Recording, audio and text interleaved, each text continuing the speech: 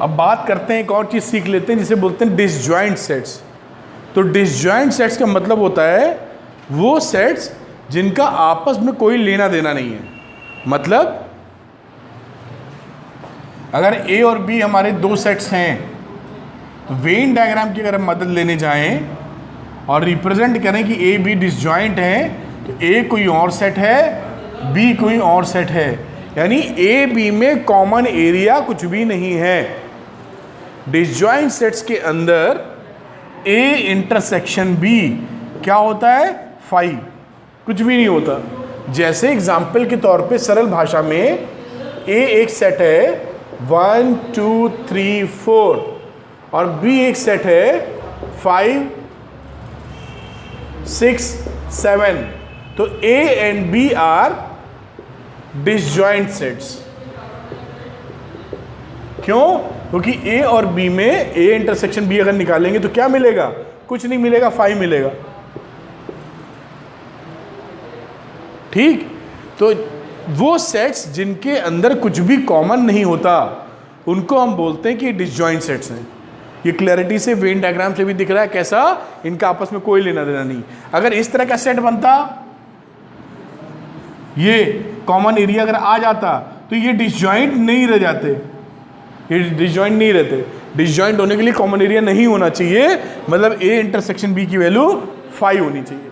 और ये एक छोटा सा एग्जांपल, तो इसे बोलते हैं डिसजॉइंट सेट्स। ये छोटी बातें हैं जो आपको आनी चाहिए जिससे लैंग्वेज हम पकड़ पाएँ, क्योंकि सेट थ्योरी आप 11th क्लास में पहली बार पढ़ते हैं, इससे पहले नहीं पढ़ी गई है। क्लियर है? अब आपसे एक छोटी सी बात इसी में कि मान लीजिए हमारे पास ए और बी दो सेट्स हैं, तो आपके हिसाब से क्या ए माइनस बी और ए इंटरसेक्शन बी आपस में क्या डिसजॉइंट होंगे? ये दो सेट्स की बात कर रहे हैं हम।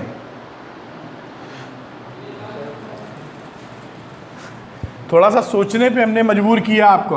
अब हम ए बी सेट्स को डिसजॉइंट कहने की बात नहीं कर रहे हैं, ये नया सेट आ चुका है, ये नया सेट आ चुका है।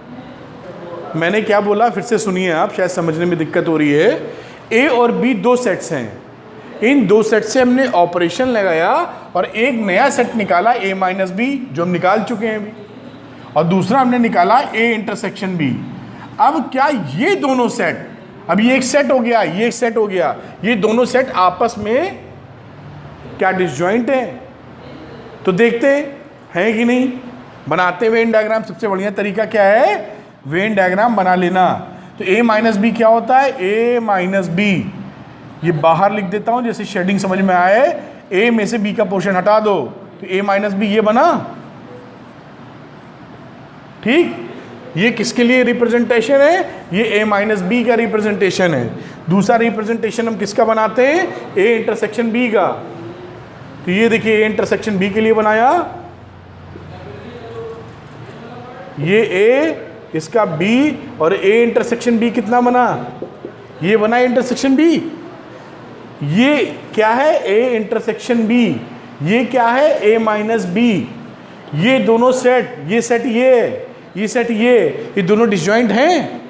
जी हैं, क्योंकि इन दोनों सेटों के अंदर कोई भी चीज कॉमन नहीं है।